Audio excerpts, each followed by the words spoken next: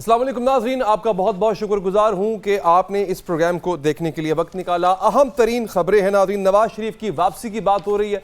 नवाज शरीफ वापस आ रहे हैं, इस बात का ऐलान भी कर दिया गया है। और नवाज शरीफ की जो वापसी है वो अब किसी शर्त पर हो रही है या नहीं हो रही, इस पर डेफिनेटली हम बात करेंगे नाज़रीन। मुस्लिम लीग नीति के कायद अगले महीने वतन वापसी के लिए रख्ते सफ़र बांध रहे हैं। लंदन में आज साबिक वज़ीर आज़म की ज़ेर सदारत अहम इजलास हुआ और इसमें सफ़े अव्वल की जो क़यादत है वो लीगी क़यादत जो है उसमें शिरकत की है। जी हाँ नाज़रीन, मुस्लिम लीग नून के कायद नवाज शरीफ अगले महीने वतन वापसी के लिए रख्ते सफ़र बांध रहे हैं। सफ़े अव्वल की क़यादत इस वक्त मौजूद थी, जबकि मुशावरत के बाद नून लीग के सदर शहबाज शरीफ ने ऐलान किया बाकायदा, और उन्होंने बताया कि मियाँ साहब जो है वो 21 अक्टूबर को पाकिस्तान पहुँचेंगे। जी हाँ नाज़रीन, ये अहम ऐलान किया गया है मियाँ मोहम्मद नवाज शरीफ की वतन वापसी का। मुशावरत के बाद नून लीग के सदर शहबाज शरीफ ने ऐलान किया कि नवाज शरीफ 21 अक्टूबर को पाकिस्तान पहुंच रहे हैं। पाकिस्तान पहुंचने के बाद इसमें कोई शक नहीं नाज़रीन कि मुस्लिम लीग नून के तोते की जान अब नवाज शरीफ की मुट्ठी में है और वही मुर्दा जान पार्टी में रूप। नवाज शरीफ वतन वापस आकर इसका अजाला कैसे करेंगे? मुल्क का माशी मंजरनामा यह है कि 28% महंगाई के साथ इस वक्त पाकिस्तान दुनिया के महंगे तरीन ममालिक में 18वें नंबर पर है। एशिया के महंगे तरीन ममालिक में पाकिस्तान चौथे नंबर पर है। $1 जो है वो डंडे के जोर पर 300 रुपए का मिल रहा है, वरना ये कयामत की चाल चल रहा था। कारोबार का बुरा हाल है, सनत बुरहान का शिकार है। बड़ी सनतों की पैदावार 10% तक कम हो चुकी है। पाकिस्तान की बरामदात में 60% हिस्सा टेक्सटाइल इंडस्ट्री का होता है, ये इंडस्ट्री भी तबाहाल है। पाकिस्तान में बेरोजगारी की शरह 6.5% तक चली गई है। 24 करोड़ की आबादी में 6.5% 1.5 करोड़ बनते हैं। बेरोजगारी में हमारा मुल्क दुनिया भर में 24वें नंबर पर है। बेरोजगारी ऊपर से महंगाई ने आवाम की जिंदगी मुश्किल बना दी है। लोग मुल्क को छोड़ कर जा रहे हैं। सिर्फ 6 माह में 4.5 लाख पाकिस्तानी मुल्क छोड़कर जा चुके हैं। ये वही नून लीग है जो गुज़िश्ता दौरे हुकूमत में महंगाई के रोने रोती थी। PTI हुकूमत को मुल्क को दिवालिया करने के ताने देती थी। ये कैसा डिफॉल्ट था कि जिस वक्त डॉलर 182 रुपए 93 पैसे का था। ये कैसा डिफॉल्ट था कि जब मुल्क में ज़र मुबादला के मजमूई ज़खायर 17.47 अरब डॉलर्स थे।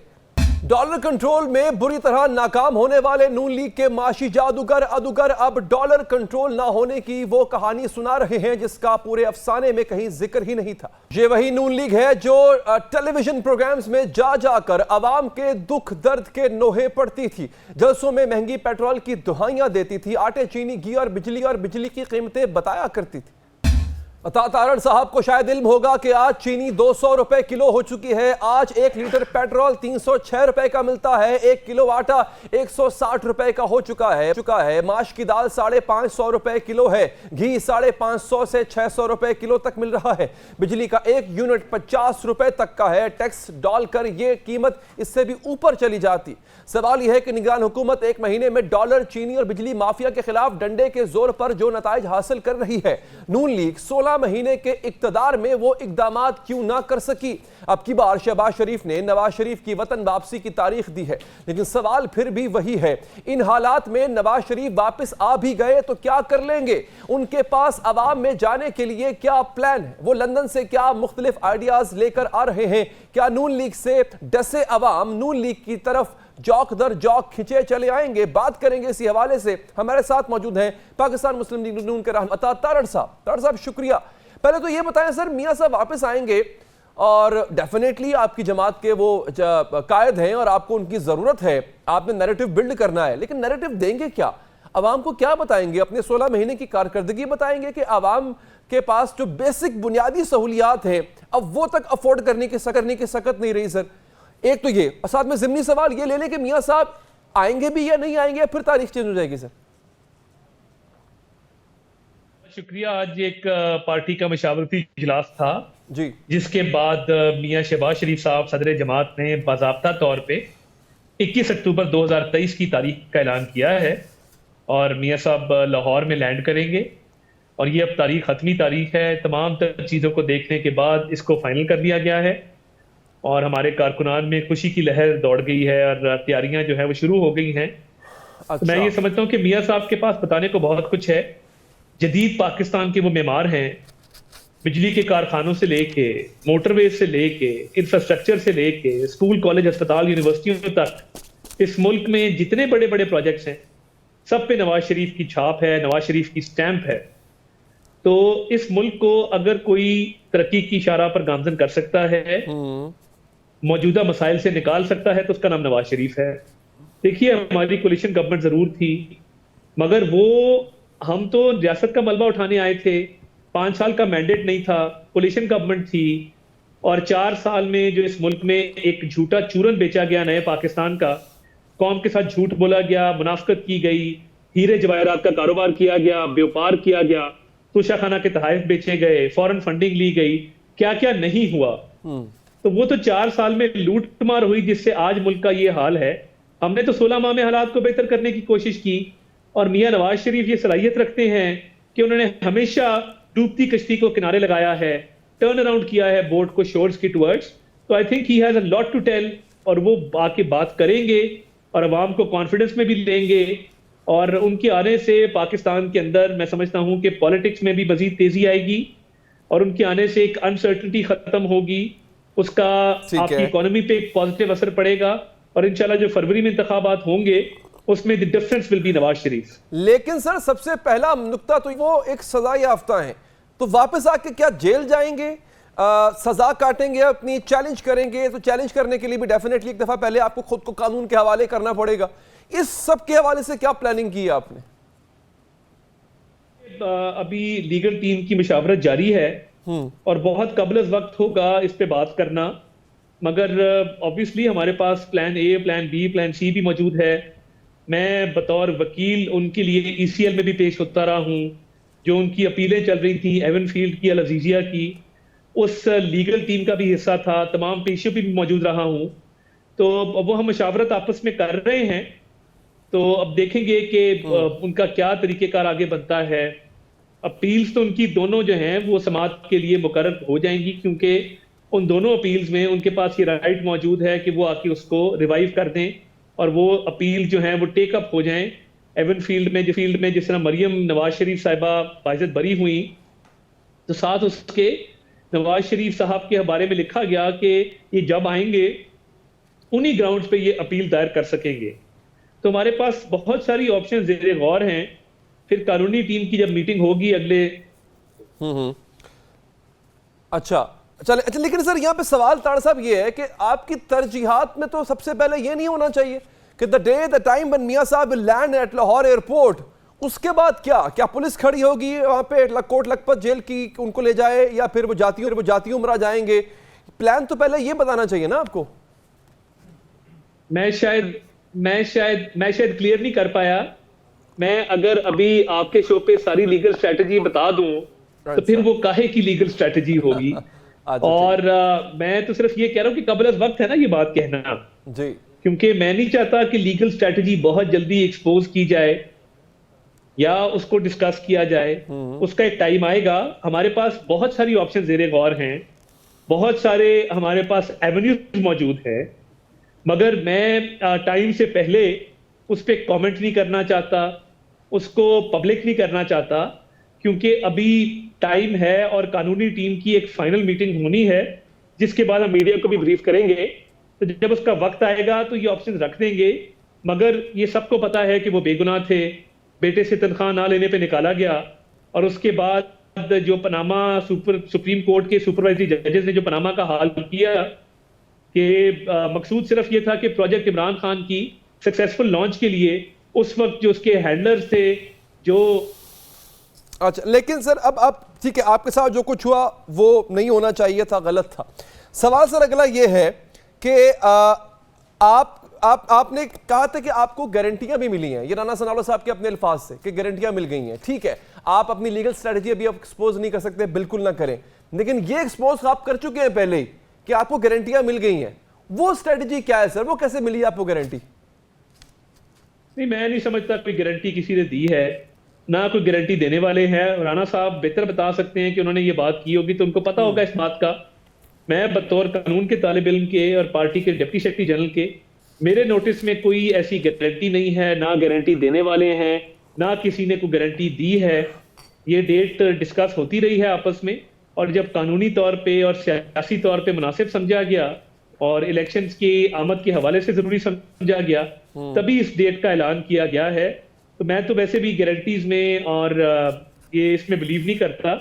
आपने अपनी जंग खुद लड़नी होती है, और राणा साहब की राय अपनी जगह पे, मेरी राय उनसे अता तारण साहब एक और सवाल करते हैं, चलें इसको जरा हम और तरफ लेके जाते हैं। मियां साहब का एक नैरेटिव था जाने से पहले, आज भी आपने जब आगाज किया शो में तो आपने कहा कि एक ऐसे केस में उनको नाअहल किया गया जिसका कोई ना सर था ना पैर था, बेटे से तनख्वाह ना लेने का जो भी सिलसिला था, फिर आपने एक वोट को इज्जत दो का नारा लगाया। वापसी पे जब मियां साहब आएंगे नैरेटिव क्या यही होगा जो जाने से पहले था, वोट को इज्जत दो? और फिर एक शिकवा आप हर दफा करते रहते हैं कि हमें निकाला गया, हमारे खिलाफ बाकायदा साजिश हुई, साजिश करने वालों को एक्सपोज भी करेंगे आप वापस आके?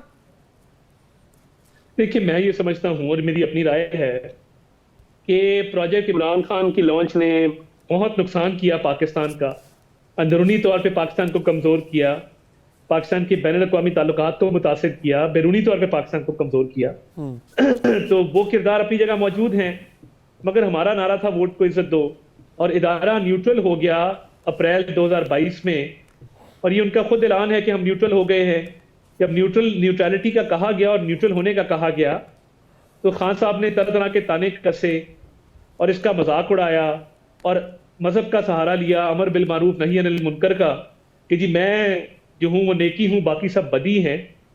तो मैं ये समझता हूँ कि हमने अब पाकिस्तान के आम आदमी की बात करनी है, पाकिस्तान की मईशत की बात करनी है जी, पाकिस्तान की जो मसाइल हैं उनको हल करने की बात करनी है।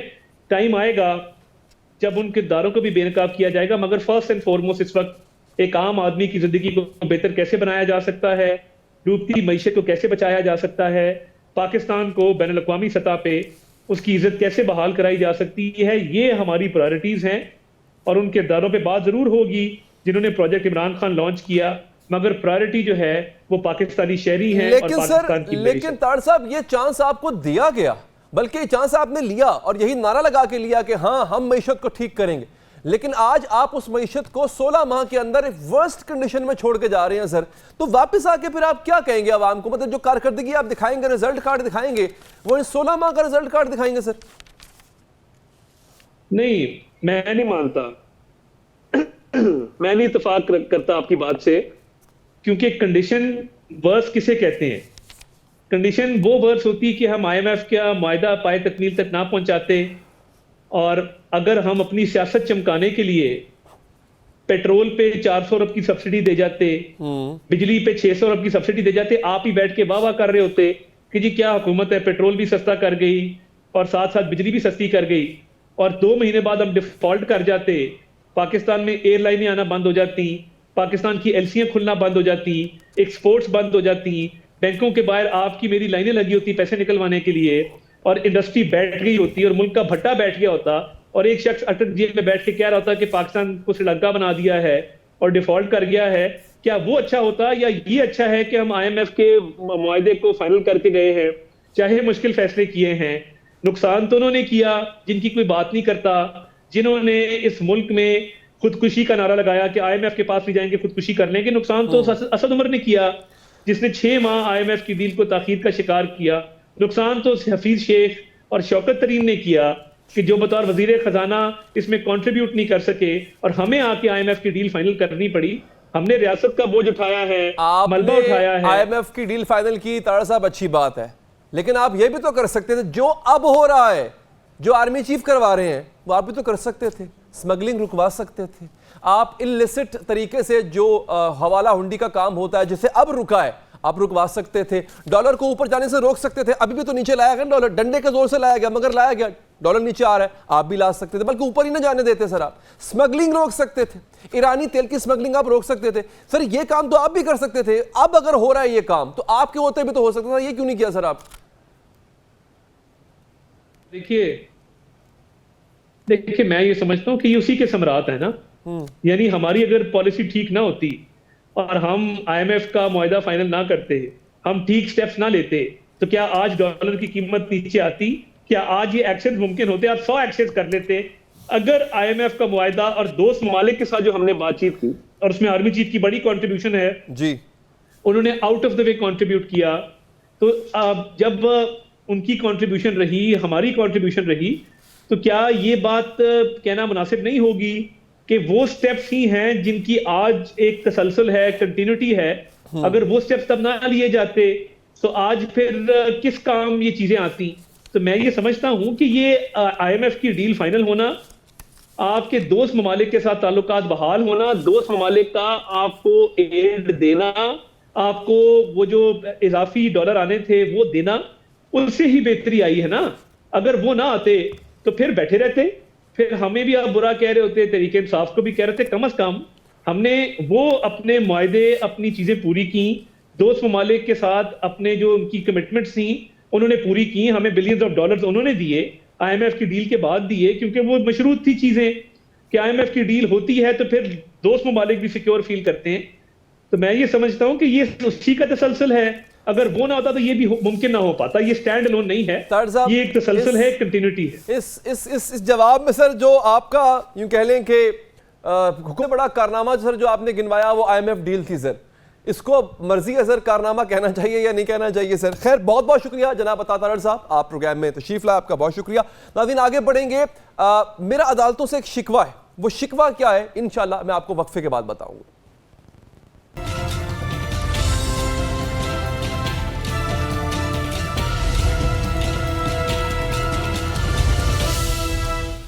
के बाद हाज़िर नाज़रीन, मेरा अदालतों से एक शिकवा है और अर्ज यह है कि नाराज हुए बगैर ये शिकवा सुन लिया जाए। नाज़रीन अदालत का काम अदल करना है, इंसाफ देना है, लेकिन पाकिस्तानी अदालतों के बहुत से इक़दाम और फैसले ऐसे भी हैं जिनसे न सिर्फ नाइंसाफ़ी का तासुर मिला बल्कि वो फैसले पाकिस्तान के नुकसान का सबब भी बने। अदालतों ने कभी नजरिया ज़रूरत की आड़ में नाजायज़ को भी जायज़ करार दिया, कभी अदालतें इंतज़ामी मामलात में मदाखलत करने लग पड़ती और कभी माशी मामलात भी अपने हाथ में लेने की कोशिश की। अभी हाल ही में एक ऐसी अदालती ख्वाहिश सामने आई कि जिससे तारीख के साथ साथ बच्चों का मुस्तकबिल भी मस्मार हो जाएगा। मरी में एक स्कूल है जो 100 साल पुराना है, यानी इसकी तारीखी अहमियत है, लेकिन अब इसे गिराकर वहां जुडिशल कॉम्प्लेक्स बनाया जाएगा। रोजनामा जंग के मुताबिक chief justice Lahore high court ने हुक्म दिया था कि 7 दिन में स्कूल की जमीन अदलिया को मुंतकिल की जाए और खबर के मुताबिक पंजाब हुकूमत ने कोई चूक किए बगैर चीफ जस्टिस के अहकामात पर अमल दरामद शुरू कर दिया। झिका गली का 100 साल पुराना स्कूल जिसमें 250 के करीब तलबा पढ़ रहे हैं, इसे गिराने के अहकामात जारी भी कर दिए गए। अदालत से दरख्वास्त है कि यह फैसला वापस ले लिया जाए, तारीखी स्कूल और यहां पढ़ने वाले बच्चों का मुस्तकबिल बचा लिया जाए। अदालती फैसलों से नुकसानात की एक तारीख है। कुछ वाकयात तो अभी हाल ही में सामने आए। जब पाकिस्तान में 1 किलो चीनी की कीमत 200 रुपए तक गई तो पंजाब हुकूमत ने तहकीकात की। तहकीकात से मालूम हुआ कि चीनी महंगी होने का सबब लाहौर हाई कोर्ट का हुक्म इम्तना था। मीडिया के मुताबिक पंजाब हुकूमत की रिपोर्ट में लिखा गया कि हुकूमत ने चीनी की कीमत के तयन का इख्तियार केन कमिश्नर को दिया था, लेकिन लाहौर हाई कोर्ट ने हुक्म इम्तनाई जारी कर दिया, जिससे न किसी बहाने स्टे ऑर्डर की तारीखों में तौसीक की जाती रही और शुगर मिल्स ने 56 करोड़ रुपए तक की इजाफी रकम कमा ली। एक्सप्रेस न्यूज के मुताबिक खुफिया रिपोर्ट में यह भी लिखा गया है 56 अरब रुपए की खुफिया रकम कमाई गई। नाजरीन एक्सप्रेस न्यूज के मुताबिक खुफिया रिपोर्ट में यह भी लिखा है कि शुगर मिल्स के तमाम केसेस जस्टिस शाहिद करीम की अदालत में चलाए जाते हैं। अब ये रिपोर्ट सामने आने के बाद चीनी मिल्स मालिकान मान गए हैं कि अब से वो 140 रुपए किलो में चीनी बेचेंगे। अदालती स्टे ऑर्डर्स की वजह से भी FBR की टैक्स वसूलियां जेर इल्तवा का शिकार हैं। रोजनामा जंग ने 13 अगस्त को इसाक डार का हवाला देते हुए इंकशाफ किया था कि FBR के 2600 अरब रुपए मालियत के 88,000 टैक्स केसेस अदालतों के हुक्म इम्तना का शिकार हैं। अगर अदालतें बर वक्त फैसले करें तो ये रकम बर वक्त कौमी खजाने में आएगी। लाहौर का ऑरेंज लाइन ट्रेन मंसूबा भी अदालती स्टे ऑर्डर्स का निशाना बना था। 2015 में इस मंसूबे का तखमीना 1 खरब 62 अरब रुपए लगाया गया, लेकिन तहरीक इंसाफ ने अदालतों से स्टे ऑर्डर ले लिया था, जिसकी वजह से बुनियादी लागत 2 खरब 54 अरब रुपए से भी तजावुज कर गई। पंजाब की निगरान हुकूमत ने 11 जजेस को 36 करोड़ रुपए से जायद बिलासूद कर्ज देने की मंजूरी दी। इस पर एक शहरी ने दरख्वास्त दायर की कि जजेस को बिलासूद कर्ज फराहम करना गैर कानूनी इकदाम है। जजेस तो पहले ही बहुत मराआत हासिल कर रहे हैं। दरख्वास्त गुजार ने चीफ सेक्रेटरी और सेक्रेटरी फाइनेंस को भी फरीक बनाया है, लेकिन अदालत ने हुकाम से पूछने के बजाय दरख्वास्त गुजार ही से कह दिया कि वो पंजाब काबीना के इस इजलास के मीटिंग मिनट्स फराहम करे जिसमें जजेस को बिलासूद कर्ज देने का फैसला किया गया। इससे पहले आला अदलिया के जजेस के लिए खुसूसी प्लॉट्स भी सवालात का निशाना बन चुके हैं। तब इस्लामाबाद हाई कोर्ट के चीफ जस्टिस अतर मिनल्ला साहब ने प्लॉट्स देना गैर आईनी करार दिया था। अदालत ने अपने फैसले में लिखा था कि रियासत की जमीन अशराफिया के लिए नहीं बल्कि यह सिर्फ अवामी मफाद के लिए है। अदालतों के कई फैसलों में खास और आम अफराद के लिए मुख्तलिफ इंसाफ होता भी नजर आया। इस्लामाबाद में CDA ने एक डेवलपर को प्लॉट दिया कि वहां पर होटल तामीर किया जाए, लेकिन डेवलपर ने वहां होटल बनाने की बजाय रिहायशी अपार्टमेंट्स बनाकर फरोख्त कर दिए। चेयरमैन तहरीक इंसाफ समेत कई आला शख्सियात ने वहां अपने अपार्टमेंट्स बुक कराए, लेकिन मुआहदे की खिलाफ वर्जी पर CDA ने इमारत सील कर दी। उस पर सुप्रीम कोर्ट ने प्रोजेक्ट डी सील करने का हुक्म दिया, लेकिन उसी सुप्रीम कोर्ट ने कराची का नस्ला टावर गिराने का हुक्म दे दिया था। यानी आला शख्सियात के अपार्टमेंट्स वाला टावर तो अदालती हुक्म की वजह से बच गया, लेकिन आम अफराद के अपार्टमेंट्स वाला टावर अदालती हुक्म पर गिरा दिया गया। इसी तरह कराची के बहरिया टाउन ने हजारों कनाल अराजी गैर कानूनी तरीके से हासिल की थी। अदालत ने 460 अरब रुपए के एवज मुकदमात रोक दिए थे और फिर उसी अदालत ने इसी कराची में लीज शुदा मकानात भी गिराने का हुक्म दिया था। कई अदालती फैसले मुल्क और अवाम के लिए माशी नुकसान का सबब भी बने हैं। उसकी एक मिसाल रेकोडिक मंसूबा है। रेकोडिक बलोचिस्तान के जिला चागी में वाक़ है और यहाँ सोने के ज़खायर पाए गए। एक कंपनी टीथियान ने यहाँ से सोना निकालने के लिए हुकूमत बलोचिस्तान से मुआहदा किया, लेकिन कुछ हल्के इस मामले को पहले ही हाई कोर्ट और फिर सुप्रीम कोर्ट ले गए। उस वक्त के चीफ जस्टिस इफ्तिखार चौधरी ने यह मुआहदा मुस्तरद कर दिया था। 2013 में सुप्रीम कोर्ट ने रेकोडिक मुआहदा खत्म करने का हुक्म जारी किया तो Tethyan company international centre for settlements of investment disputes के पास चली गई। यहां से फैसला पाकिस्तान के खिलाफ आया और पाकिस्तान को $11 अरब जुर्माना अदा करने का हुक्म दिया गया। इसी तरह का एक मामला तुर्क बहरी जहाज कारके के साथ भी हुआ था। अप्रैल 2011 में बिजली बनाने वाला जहाज कारके पाकिस्तान लाया गया। उसको $90 लाख दिए गए और उसने 231 मेगावाट बिजली बनाई थी, लेकिन यह सिर्फ 55 मेगावाट तक बिजली बना रहा था और इसकी फी यूनिट बिजली 41 रुपए में पड़ रही थी। नैब ने रेफरेंस फाइल किया तो कारके कंपनी प्ली बार्गन के लिए तैयार हो गई, लेकिन सुप्रीम कोर्ट ने कहा कि प्ली बार्गेन नहीं होगी बल्कि जुर्माना वसूल किया जाएगा। उस पर तुर्क कंपनी बैनुल-अक़वामी अदालत चली गई। उस अदालत ने उल्टा पाकिस्तान को $1 अरब जुर्माना डाल दिया। पाकिस्तान स्टील मिल भी एक ऐसा इदारा है जिसकी निजकारी का फैसला किया गया तो 2006 में सुप्रीम कोर्ट ने उसकी निजकारी रोक दी। वॉइस ऑफ अमेरिका के मुताबिक 2015 से पाकिस्तान स्टील मिल्स में पैदावार मुकम्मल तौर पर बंद है, जबकि 2013 से लेकर 2020 तक सिर्फ तनख्वाहों की मद में 55 अरब रुपए से ज्यादा की रकम दी गई। साबिक चीफ जस्टिस इफ्तिखार चौधरी पर यह इल्जाम लग चुका है कि उन्होंने ईडन हाउसिंग सोसाइटी से मुतालिक केस सुप्रीम कोर्ट में अपने पास लगवा कर अपने समधी को रिलीफ फराहम किया था। इफ्तिखार चौधरी के बेटे अरसलान इफ्तिखार भी इल्जामात की जद में आ चुके हैं। प्रॉपर्टी टाइकून मलिक रियाज ने इल्जाम लगाया था कि अरसलान इफ्तिखार ने सुप्रीम कोर्ट मुकदमात में रिलीफ दिलवाने के लिए इनसे पैसे लिए थे। उस वक्त इफ्तिखार चौधरी चीफ जस्टिस थे। इल्जामात सामने आने पर उन्होंने अज खुद नोटिस भी लिया था, ताहम इस केस में भी कोई पेशरफ्त ना हो पाई थी। एक जानिब अदालती स्टे से हुकूमती इंतजामी मुश्किलात का शिकार होती है, शहरी माशी मुश्किलात का शिकार होते हैं। अदालतें माशी मनसूबों में मदाखलत करें तो मैशत मुतासर होती है। आम और ख़ास के लिए अलग अलग इंसाफ होता है। नज़र आए तो निज़ाम इंसाफ से ही अतमाद उठ जाता है। एक जानिब तो अदालतें इन मामलात में मुलव्वस होती हैं, दूसरी जानिब ज़ेर अल्तवा मुकदमात की तादाद भी बढ़ती जा रही है। इस वक्त सिर्फ सुप्रीम कोर्ट में ज़ेर अल्तवा मुकदमात की तादाद 56,544 हो चुकी है। नाज़रीन, एक वक्फा लेंगे और वक्फे के बाद हाजिर होंगे।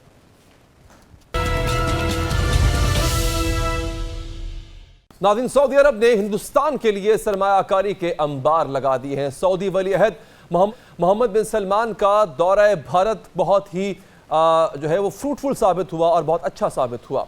उन्होंने 4 साल में भारत का दूसरा दौरा किया है, जिसके दौरान सऊदी अरब और भारत के दरमियान $100 अरब के 50 मुआहदे तय पाए हैं, जबकि सऊदी सरमायाकारी के लिए मुश्तरका टास्क फोर्स बनाने पर इत्तफाक भी हुआ है। इसके अलावा G20 कॉन्फ्रेंस में इंडिया, मशरिक वस्ता, यूरोपीय इकोनॉमिक कॉरिडोर की गूंज भी है। खबरों के मुताबिक भारतीय वज़ीर आज़म नरेंद्र मोदी और सऊदी वली अहद मोहम्मद बिन सलमान ने इस तस्वीराती शराकत को जो है वो शरकतदारी काउंसिल के क़याम पर जो है उन्होंने इत्तफाक किया है, जो कि बहुत ही अहम और बहुत ही नतीजा खेज साबित हो रहा है। नाजरीन, यहाँ पे सूरत हाल ये भी है कि पाकिस्तान के लिए इसमें क्या है, पाकिस्तान को क्या इस सबसे सीखना होगा, क्या क्या पाकिस्तान को इस सब के लिए तैयारी करनी पड़ेगी, क्योंकि ये हमारे लिए एक चैलेंज है। नाज़रीन, इजलास के मुश्तरका सदारत की जिसमें भारत से सऊदी करेंसी में तिजारत और खलीजी ताउन काउंसिल से आज़ाद तिजारती मुआहदे पर बातचीत तेज करने पर इत्तफाक भी हुआ। इसके अलावा हाइड्रोकार्बन तवानाई, पेट्रोलियम, स्ट्रेटेजिक ज़खायर की शराकत दारी में अपग्रेड समेत 8 मुआहदों पर दस्तखत हुए हैं। भारत और खलीजी ममालिक के दरमियान राब्ते के लिए बंदरगाहें, रेलवे, बेहतर सड़कें, बिजली, gas grid, optical fibre network भी मुआहदों में शामिल है। जबकि यह भी तय पाया कि $100 अरब सरमायाकारी की निस्फ रकम महाराष्ट्र रिफाइनरी पर खर्च होगी, जिस पर 2018 में मुआहदा हुआ था। $100 अरब के इन नए मुआहदों से पहले ही इंडिया और सऊदी अरब के दरमियान सालाना तिजारत $5000 अरब से ज्यादा है। यही नहीं, सऊदी अरब में 700 से ज्यादा इंडियन कंपनियां काम कर रही हैं, जिन्होंने तकरीबन 200 करोड़ अमरीकी डॉलर की सरमायाकारी की है। इनमें LNT, टाटा, TCS, शाहपुर जी जैसी बड़ी कंपनियां शामिल हैं। इंडिया में सऊदी सरमायाकारी की बात करें तो मार्च 2021 में तक ये 300 करोड़ अमरीकी डॉलर से ज्यादा थी। इसमें सऊदी आरामको, सबक, हॉलिडे जैसी बड़ी कंपनियां शामिल हैं। यही नहीं, सऊदी अरब ने इंडियन स्टार्टअप्स जैसे फर्स्ट ट्री, ओला, एवो और PTM के बड़े पैमाने पर सरमायाकारी की है। सऊदी अरब ने 35 लाख करोड़ के न्यूम प्रोजेक्ट पर इंडिया की मदद से हाइड्रोजन प्लांट पर काम भी शुरू कर दिया है।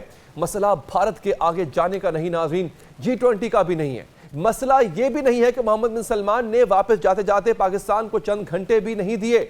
मसला यह है कि हम किधर खड़े। मसला यह है कि हमारा आयरन फ्रेंड हमारे पास आने से गुरेज पा क्यों है। हमारे मिडिल ईस्ट में स्ट्रेटेजिक ताल्लुकात क्यों नहीं है। अमेरिका और यूरोप से ताल्लुकात अच्छे हैं, ना ही रूस से। मसला यह नहीं है कि हम पीछे रह गए, मसला यह है कि हमारे पास आगे बढ़ने का कोई लाहे अमल नहीं है। मसला यह है कि हमारे पास कोई विजन नहीं है। हम एडहॉक पॉलिसी से मिलकर आगे बढ़ना चाहते हैं। मसला मंजिल पर देर से पहुंचना ताखीर नहीं है, मंजिल खोना है नाजरीन, ये मसला है। सवाल है, या सवाल अब तक हम कर रहे हैं मगर हमें जवाब नहीं मिल पा रहा। हम बात करते हैं, हमें ज्वाइन किया साबिक वजीर खारजा जनाब खुर्शीद महमूद कुसूरी साहब ने। कुसूरी साहब, इतने बड़े पैमाने पे भारत ने मुआहदे किए, सऊदी 50 मुआहदे हुए सर। सवाल मेरा वही है, पाकिस्तान कहां खड़ा है? बल्कि हमें तो पता है कहां खड़ा है, लेकिन यहां क्यों खड़ा है? हम क्यों नहीं आगे बढ़ पाए?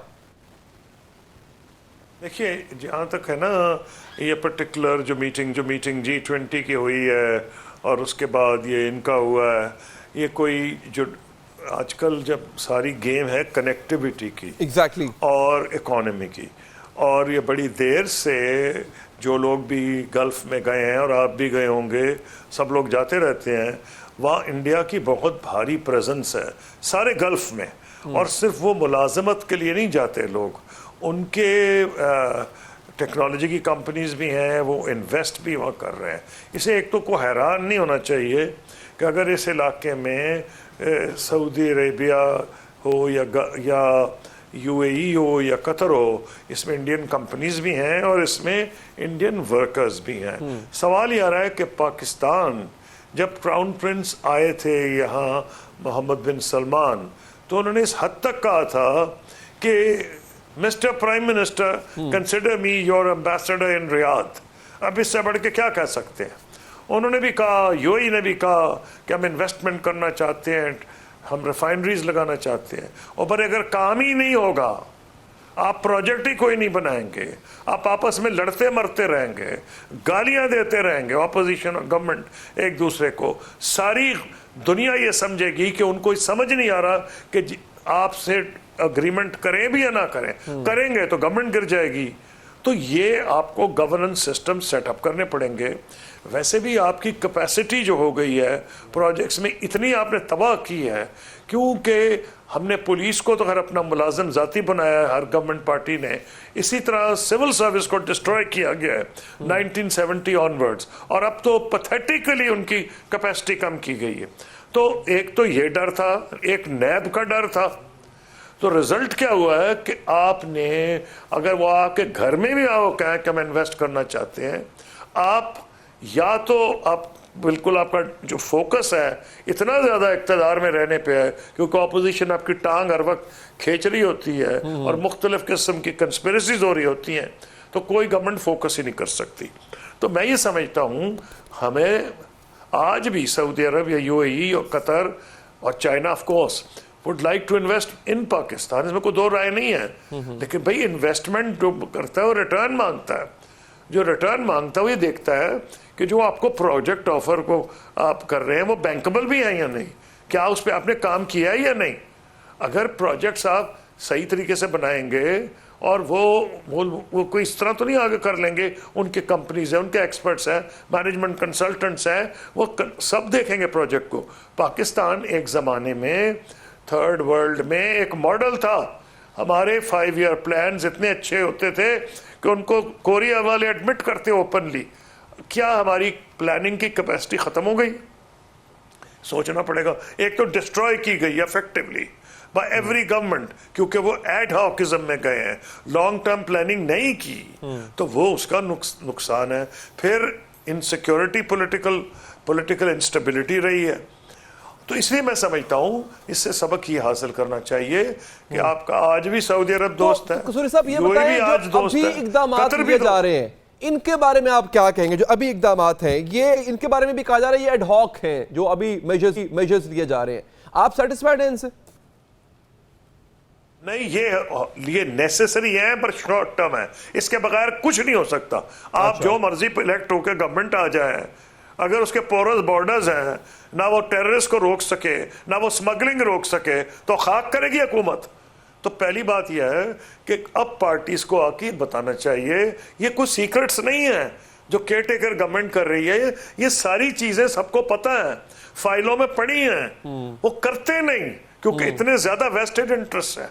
एक वेस्टेड इंटरेस्ट की बात है, एक ये कि पॉलिटिकल इनसिक्योरिटी है। तो इससे हमारी तमाम एक्टर्स को, पॉलिटिशियंस, जुडिशरी, मिलिट्री, सबको सबक सीखना चाहिए। और ये तो हर एक को सवाल पूछना चाहिए कि भाई जो बॉर्डर था अफगानिस्तान का और ईरान का जी, क्या आपको पहले नहीं पता था कि यहाँ स्मगलिंग हो रही है? सर हर एक को पता था, लेकिन लोगों के वेस्टेड इंटरेस्ट थे, नहीं लोग रोकते थे। उसमें हर किस्म के लोग शामिल थे, पूरी सोसाइटी की जो एलीट थी उसमें शामिल थी। अच्छा, लेकिन सूरत हाल सर ये ना कसूरी साहब के हमारे हमसाए हमसे नाराज हैं या हमसे काम नहीं करना चाहते। अब पाकिस्तान की इकोनॉमी को, जबकि हमारा अपने रीजन में किसी के साथ कोई तबादला नहीं है, कोई तिजारत नहीं है, तो इस इकोनॉमी को आप अगले 2-3 सालों में कहां देख रहे हैं? पाकिस्तान में बेसिकली पाकिस्तान इज लकी कि वो गवर्नमेंट पे ज़्यादा डिपेंड नहीं करते। 60% लोग लेते हैं रूरल एरियाज़ में। मैं खुद रूरल एरिया से इलेक्ट होता रहा हूँ, तो मुझे पता है कोई हम गवर्नमेंट पर डिपेंड नहीं करते, लोग खुद ही करते हैं। लेकिन प्रॉब्लम क्या है, गवर्नमेंट एक एनेबलिंग एनवायरनमेंट तो प्रोवाइड करती है ना कि खाद मिल जाएगी टाइम पे, सही प्राइस पे मिल जाएगी। इसी तरह जो हमारा प्राइवेट सेक्टर है वो भी सेल्फ सस्टेनिंग इन सम वेज है, लेकिन उसको भी एक इकोसिस्टम चाहिए जो कि कम से कम उनके लिए हर्डल तो ना बने कि हर बंदा पैसे लेने को बैठा हुआ है, जिस मोड़ पे मुड़ेंगे वहाँ पैसा लेने के लिए को तैयार है। आज के दौर में सिस्टम्स हैं, आज के दौर में आईटी का दौर है। अगर मसलन कुछ साल पहले एक एफर्ट की गई थी कि टैक्स कलेक्शन में टैक्स कलेक्टर का और टैक्स पेई का राब्ता ख़त्म कर दिया जाए, तो बहुत ज़बरदस्त किस्म की उसमें बेहतरी आई थी। तो ये सारी चीज़ें हर एक को पता है। मेरी ये ख्वाहिश होगी कि इलेक्शन के बाद जो गवर्नमेंट आए, एक तो 5 साल पूरे करे, लेकिन वो नारे ना लगाए, ना ऑपोजिशन को गालियां दे। ये इतनी गलीज किस्म की गालियां देते थे एक दूसरे को कि शरीफ लोग ये टीवी नहीं सुनना चाहते थे। तो मैं ये आपको सब कह रहा हूँ कि इससे सबक सीखें, घबराएं मत। The last thing that this nation needs is to lose hope. हमारे में कैपेसिटी है। ये देखें, अभी ब्रिक्स की एक्सपेंशन हुई है, इजिप्ट को बुलाया गया, आपको तो नहीं बुलाया गया, क्यों? मिडिल पावर्स थी, आप तो उनसे आगे हैं, अब तो न्यूक्लियर पावर भी हैं, आपकी इकोनॉमी के size in terms of purchasing power parity उनसे शायद ज़्यादा होगा। रीज़न ये है कि यहाँ पता ही नहीं किसी को कि किससे बात करें। अगर कोई फॉरेन गवर्नमेंट या कोई इन्वेस्टर किससे बात आपका करे? बहुत बहुत शुक्रिया सर, हमारे पास मजीद बात करते हैं। आपका बहुत शुक्रिया कि आपने वक्त निकाला। नाज़रीन, हुक्मरान कहते हैं कि वो बैरूनी सरमायाकारों को पाकिस्तान लाएंगे, लेकिन जो पाकिस्तान के हालात हैं यहाँ कौन सरमायाकारी करेगा, ये एक बहुत बड़ा सवाल है। नाज़रीन, पाकिस्तान में माशी बेयकीनी है, बेतहाशा महंगाई है, दहशतगर्दी है, करप्शन है, ब्यूरोक्रेसी का सुर्ख फीता है। ऐसे में कौन यहां अपना सरमाया लाना चाहेगा? पाकिस्तान में सरमायाकारी की आसानी का जो इंडेक्स है 3 साल से तो वो भी अपडेट नहीं किया गया। स्टेट बैंक ऑफ पाकिस्तान में ईज ऑफ डूइंग बिजनेस के अदाद-ओ-शुमार सिर्फ 2020 तक के दस्तयाब है। इनके मुताबिक ईज ऑफ डूइंग बिजनेस का इंडेक्स 108 पर है। आज ही गैलप पाकिस्तान की जानिब से बिजनेस कॉन्फिडेंस इंडेक्स की दूसरी सहमाही रिपोर्ट जारी की गई। रिपोर्ट में 550 से ज्यादा कारोबारी शोबों की आरा शामिल की गई। इसमें 41% ताजरों ने महंगाई और खाने पीने की अशिया की कीमतों में को सबसे अहम मसला कहा है। 18% ताजरों ने बिजली के बिलों में इजाफे पर परेशानी का इज़हार किया और हुकूमत से रिलीफ मांगा है। बिजली के बढ़ते निर्खों की वजह से पाकिस्तान में मसनूआत तैयार करना इंतहाई महंगा हो चुका है और बिजली महंगी होने का सिलसिला कहीं रुकता भी नजर नहीं आ रहा। आज नेपरा ने कराची में बिजली के सारिफीन के लिए बिजली मजीद 10 रुपए 32 पैसे महंगी करने की दरख्वास्त दे दी है। पाकिस्तान में बिजली की कीमतों का मवाजना भारत और बांग्लादेश से किया जाए तो हैरानी भी होती है और परेशानी भी। रोजनामा जंग की 27 अगस्त की रिपोर्ट के मुताबिक पाकिस्तान में बिजली की कीमत 52 रुपए यूनिट से भी ज्यादा है, जबकि भारत में बिजली का एक यूनिट औसतन 14 से 15 पाकिस्तानी रुपए में मिलता है। भारतीय करेंसी में तो एक यूनिट की कीमत तकरीबन 3 रुपए है और बांग्लादेश में बिजली का एक यूनिट पाकिस्तानी 18 रुपए से मिलता है। नाज़रीन, अंदाजा करें, कहां 52 रुपए, कहां 18 रुपए और कहां 15 रुपए। यही कुछ हाल करेंसी का है। एक अमेरिकी डॉलर भारत में 82 रुपए 55 पैसे का मिलता है, बांग्लादेश में 110 टके का मिलता है, जबकि पाकिस्तान में 300 रुपए तक का मिलता है। जो ताजर पाकिस्तान में माल तैयार करेगा वो आलमी मंडियों में भारत और बांग्लादेश का मुकाबला कैसे करेगा? नाज़रीन, बीबीसी ने 24 जनवरी को एक रिपोर्ट जारी की थी।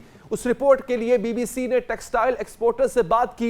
एक्सपोर्टर्स ने बताया कि पाकिस्तान को मिलने वाले तमाम ऑर्डर्स अब बांग्लादेश और भारत चले गए हैं। इसकी वजह यह है कि अमेरिकी खरीदार कहता है कि इस शर्ट $10 में दी जाए, क्योंकि अमेरिकी मंडी में बांग्लादेशी माल भी इसी कीमत पर मिलता है। लेकिन पाकिस्तान में कारोबारी लागत इस कदर बढ़ चुकी है कि एक टी शर्ट $10 में फराहम करना मुमकिन नहीं रहा।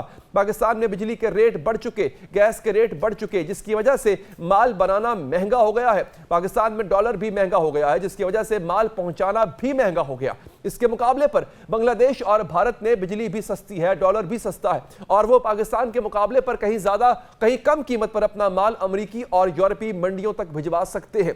यही वजह है कि वॉइस ऑफ अमेरिका की 9 जुलाई की रिपोर्ट के मुताबिक बांग्लादेश के बरामदात 6% बढ़ चुकी हैं, $55 अरब हो चुकी हैं। इनमें $46 अरब की तो सिर्फ रेडीमेड गारमेंट्स एक्सपोर्ट की जा रही है। नाज़रीन, अहम मौजू पे बात करने के लिए हमें ज्वाइन अरुण शरीफ साहब ने, आप former chairman board of investment है। शरीफ साहब, बहुत शुक्रिया। अर्ज ये कि पाकिस्तान में बिजली महंगी, गैस महंगी, यानी कॉस्ट ऑफ प्रोडक्शन हर लिहाज से महंगी है। कौन आएगा सर यहाँ पे इन्वेस्टमेंट करने के लिए? क्योंकि उसको फिर आरओआई देखना है ना, क्या उसको रिटर्न ऑफ इन्वेस्टमेंट उतना मिलेगा जितना बाकी ममालिक में उसको प्रोजेक्ट किया जाएगा? जी देखें, जो इस वक्त हमारा क्लाइमेट है, जिसको हम इन्वेस्टमेंट क्लाइमेट कहते हैं, उसके अंदर जो कॉस्ट ऑफ डूइंग बिजनेस है वो हमारी जो बाकी ममालिक हैं जो हमसे compete कर रहे हैं, कैम्बोडिया है या बांग्लादेश है, वो हम उससे कहीं महंगे हैं। जैसे आपने बिजली का जिक्र किया तो बिजली की कॉस्ट तकरीबन 40% बाकी ममालिक से ज्यादा है। पेट्रोल की कॉस्ट इतनी ज्यादा नहीं है, लेकिन हमारी जो पावर की कॉस्ट है तो जब वो 40% ज्यादा होती है तो ऑब्वियसली हमारी सनत या हमारी इन्वेस्टमेंट जो है वो कंपेटिटर नहीं रहती। दूसरी चीज इसके अंदर ये है जो हमें देखने की जरूरत है कि जो भी आदमी पाकिस्तान के अंदर इन्वेस्ट करने आता है, और ये मैं गुज़श्ता बहुत सालों से कह रहा हूं कि इस वक्त हमारी ब्यूरोक्रेसी के स्ट्रक्चर के अंदर ना तो कमर्शियल ट्रांजैक्शंस करने की कैपेबिलिटी है, बट उनके सिस्टम्स भी कमजोर हैं। और आपने जिक्र किया करप्शन की भी, बिल्कुल पूरी दुनिया बात करती है। तो जरूरत, इसका हल क्या है?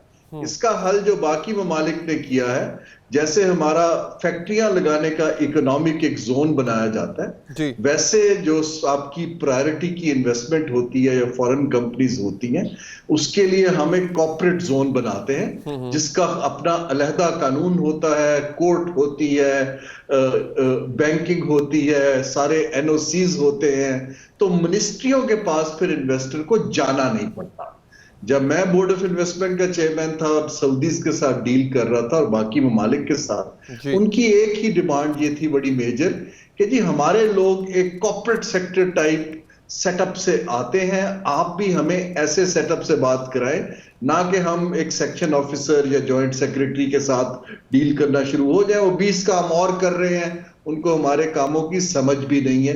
तो ये तो ऑपरेशनल लेवल के ऊपर ये चीजें हमें खास तौर पे ये जो SIFC है इसको कैपेबिलिटी बिल्ड करनी चाहिए। बोर्ड ऑफ इन्वेस्टमेंट के अंदर प्रोफेशनल्स लाने चाहिए जो इस चीज को आगे ले जा सकें। अगर हम उसी ब्यूरोक्रेसी के साथ करेंगे तो आई एम अफ्रेड कि ना तो ट्रांजैक्शन हो सकेगी, अगर होगी तो जैसे हमारा तजुर्बा रेकोडिक में रहा है या कारके में रहा है या PTCL में रहा है, वो ट्रांजैक्शन की जो क्वालिटी है वो अच्छी नहीं हो पाएगी या हमारे लिए मुनाफामंद नहीं होगी। बाकी जो ओवरऑल इंस्टेबिलिटी चल रही है, आप देखिए सियासी तौर पे कि अभी तक हमें कोई इलेक्शन की तारीख का इल्म नहीं है, तो उससे भी मार्केट्स और इन्वेस्टर्स अपने डिसीजंस को होल्ड कर तो लेते हैं। हमारे पास क्योंकि जो वो देखना मसाइल हैं हारून शरीफ साहब, अच्छा चलें ठीक है, वक्त खत्म हो गया। बहुत बहुत शरीफ साहब आपने प्रोग्राम के लिए वक्त निकाला, मुझे दीजिए इजाजत नाजरीन, अल्लाह ने के बाद।